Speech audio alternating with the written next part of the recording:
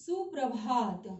मैं Pushpalata Chaurasia sacred heart school की अध्यापिका, कक्षा 8वीं, विषय हिंदी भाषा को लेकर प्रकरण 2 के भाग 2 में आप सभी का फिर से स्वागत करती हूँ। प्रकरण 2 के भाग 2 को पढ़ने से पहले बच्चों, आप अपनी आंखें बंद कीजिए और हाथ जोड़िए।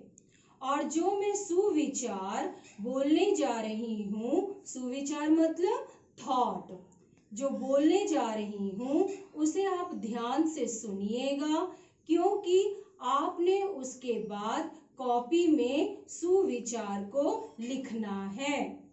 आज का सुविचार है, अपने जीवन का आनंद लेने के लिए आपको जो सबसे आवश्यक चीज चाहिए वो है खुश रहना। बस यही मायने रखता है। जो बीत गया वो कभी भी वापस नहीं आएगा।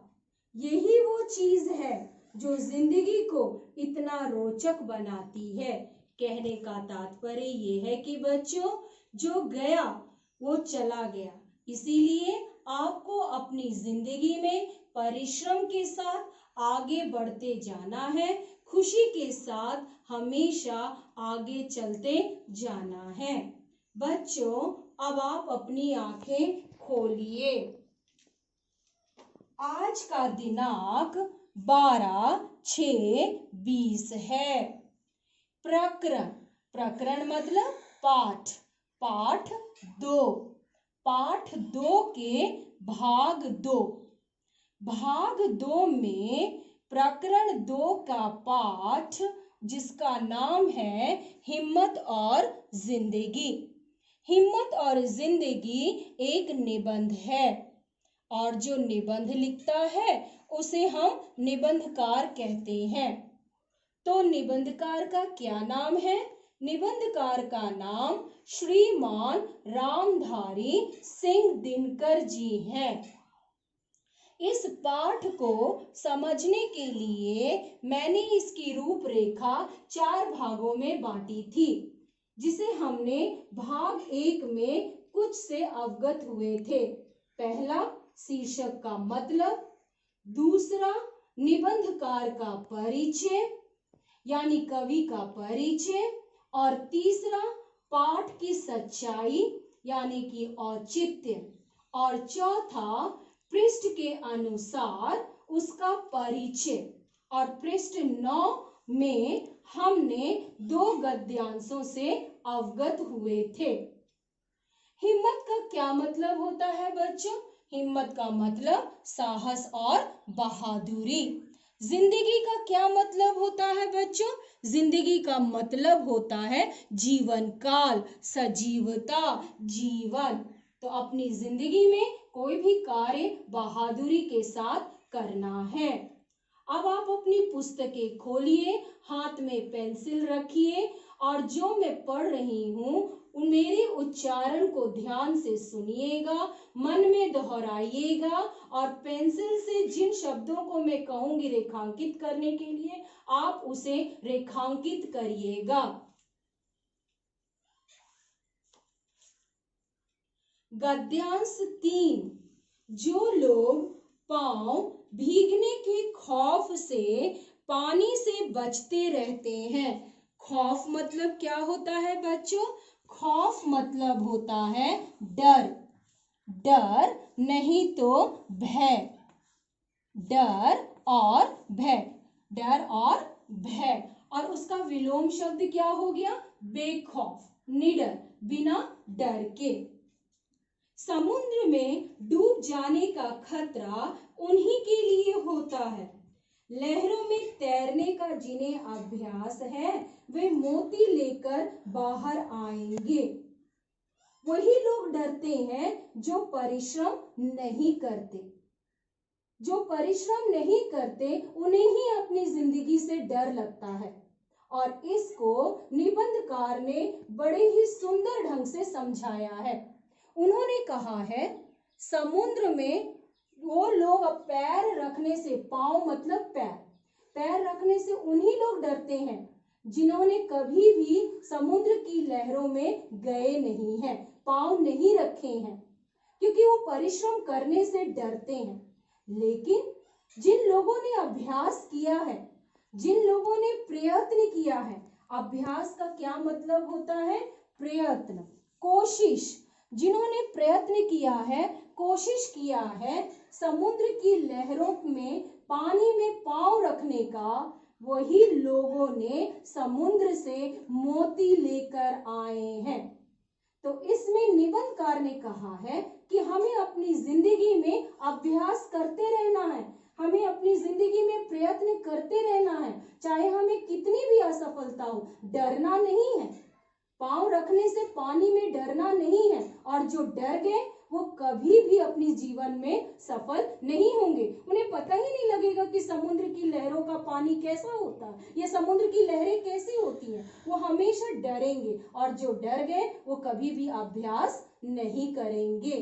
कहते हैं ना, अंग्रेजी में कहावत है, practice makes a man perfect. अगर आप प्रैक्टिस करोगे, अभ्यास करोगे, तो आप भी उन लोगों की तरह समुद्र में जो गए हैं, वो मोती लेकर आए हैं, तो आप भी मोती लेकर ही आओगे।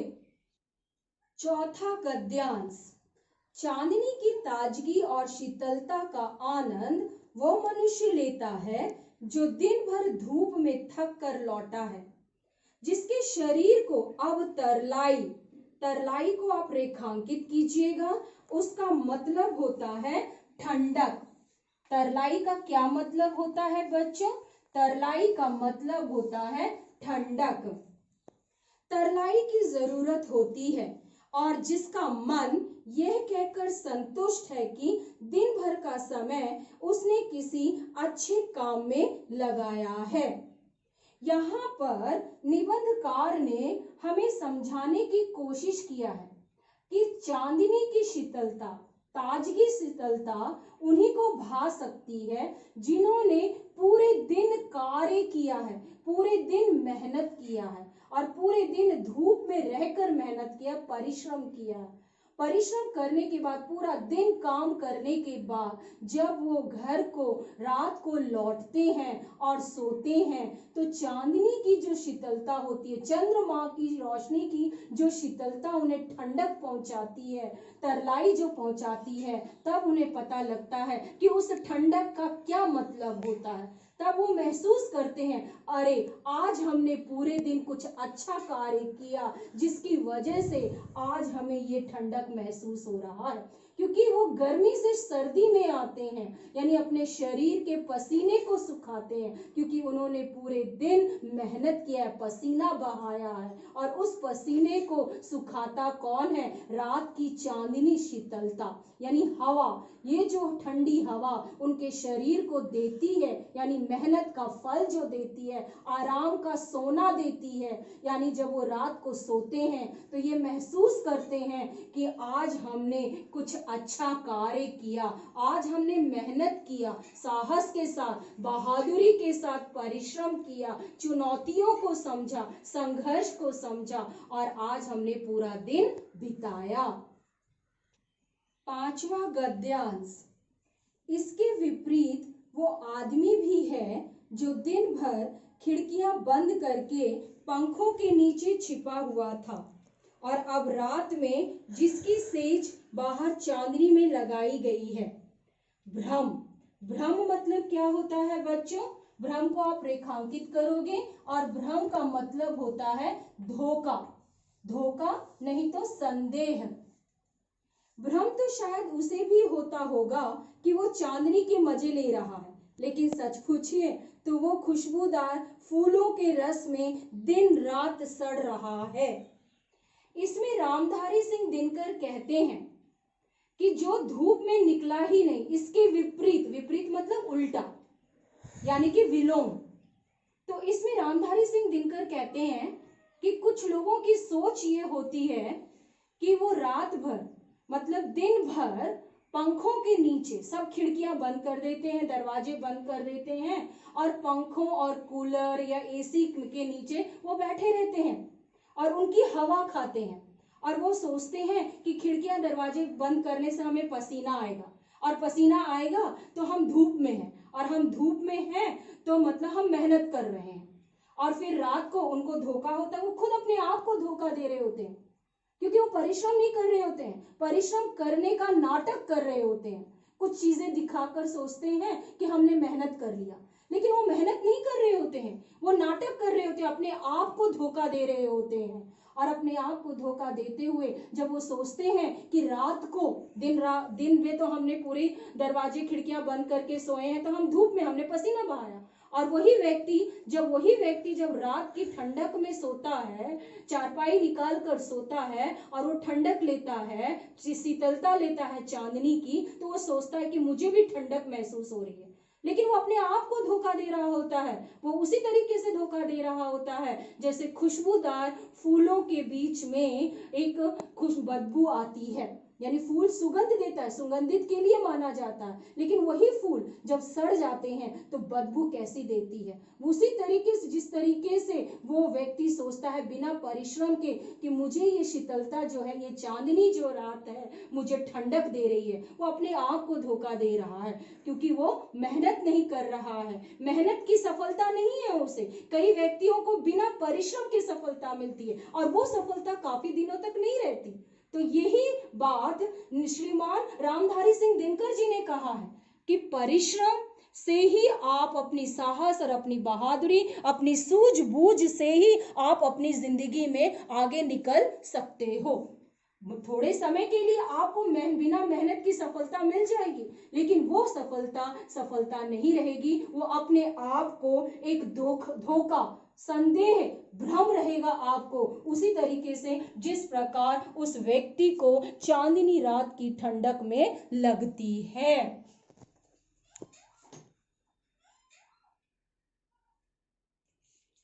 छठा गद्यांश, उपवास और संयम। उपवास और संयम को आप रेखांकित करोगे। ये आराम के साधन नहीं है। भोजन का असली स्वाद उसी को मिलता है जो कुछ दिन बिना खाए भी रह सकता है। त्यागतेन भुंजिता, उसको भी आप रेखांकित कीजिएगा। जीवन का भोग त्याग के साथ करो। ये केवल परमार्थ को भी आप रेखांकित करोगे। काही संदेश नहीं है या उपदेश नहीं है, क्योंकि संयम से भोग करने पर जीवन से जो आनंद प्राप्त होता है वह निराभोगी बनकर भोगने से नहीं मिलता। उपवास का क्या मतलब होता है बच्चों? उपवास का मतलब होता है व्रत। व्रत मतलब बिना खाए। संयम का क्या मतलब होता है? मन इंद्रियों को वश में करना। मन इंद्रियों को वश में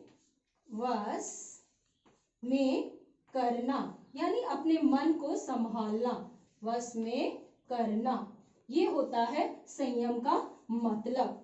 कहने का तात्पर्य इसमें ये है बच्चों, छठे गद्यांश में, कि श्रीमान रामधारी सिंह दिनकर जी ने कहा है कि ऋषि मुनियों, आप लोग ऋषि मुनियों को जानते होंगे कि ऋषि मुनि लोगों ने अपने जीवन को दूसरों के लिए जिया, दूसरों की भलाई के लिए जिया। उन्होंने तपस्याएं की, अपने लिए तपस्या नहीं की। उन्होंने भोजन को त्यागा, मन को वश में किया, अपने इंद्रियों को वश में किया। इन सब को वश में कर जो उन्हें करना था उन्होंने किया।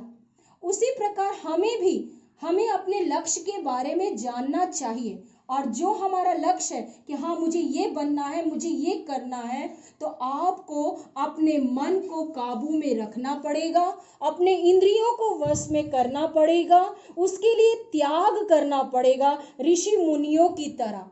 ऋषि मुनियों ने अपना जीवन, आपने सिद्धार्थ का नाम सुना होगा। सिद्धार्थ कौन? आप लोग जानते होंगे बुद्ध भगवान, जो आगे चल के बुद्ध भगवान के नाम से जाने जाते हैं। उन्होंने भी संसारिक मोह माया को छोड़कर अपने जो उन्होंने दूसरों की भलाई के लिए करना था, उन्होंने भोग को भी छोड़ दिया, स्वाद को छोड़ दिया, पारिवारिक जिंदगी को छोड़ दिया और उन्होंने दूसरों के लिए, गरीबों के लिए मदद किया। उन्होंने गरीबों के लिए जिया, तपस्याएं की। ऐसे थे ऋषि मुनि लोग जिन्होंने अपने स्वाद को नहीं रचा और बाद में जब उन्हें सफलता मिली, यानी कहने का तात्पर्य जब उन्होंने उसके बाद भोजन किया तो उन्हें स्वाद का पता चला कि भोजन क्या होता है। यानी सफलता मिलने के बाद, परिश्रम मिलने के बाद, परिश्रम करने के बाद जो उन्हें सफलता मिली, दूसरों की वजह से वाहवाही मिली, तो वो सफलता उनके लिए एक त्याग के बराबर था। तो इसीलिए हमें अपनी जिंदगी को ऋषि मुनियों की तरह त्याग करना है, परोपकार करना है। त्यागतेन भुंजिता, त्यागतेन भुंजिता का मतलब होता है कुछ त्याग करने के पश्चात ही जीवन का भोग करो। यानी आप अपनी जिंदगी में कुछ त्यागोगे, कुछ लोगों के बारे में अच्छा सोचोगे, लोगों के बारे में अच्छी भलाई करोगे। जैसे आज लोग बीमार पड़े हुए हैं, कोविड-19 से जूझ रहे हैं, तो हमारा फर्ज क्या बनता है, अगर हमारी क्षमता से भगवान ने हमें ज्यादा दिया है तो हम गरीबों की मदद करें। तो ये क्या हुआ, अपने आप को त्याग करना, लोगों की भलाई करना और परोपकार करना, और परोपकार करने से ही आपको सफलता मिलेगी। बच्चों, मैंने इतनी बड़ी बड़ी बातें की, शायद आपको पता नहीं समझ में आया होगा कि नहीं, आपको आपकी भाषा के अनुसार ही समझाती हूँ। त्यागतेन भुंजिता ये बुक में दिया गया है और ये मतलब कि एक कहावत है और ऋषि मुनियों ने त्याग किया था अपनी जिंदगी में। तो त्याग करना मतलब परोपकार करना। तो आप साधारण रूप से समझिए, तब आप किताब की भाषा को समझ पाएंगे।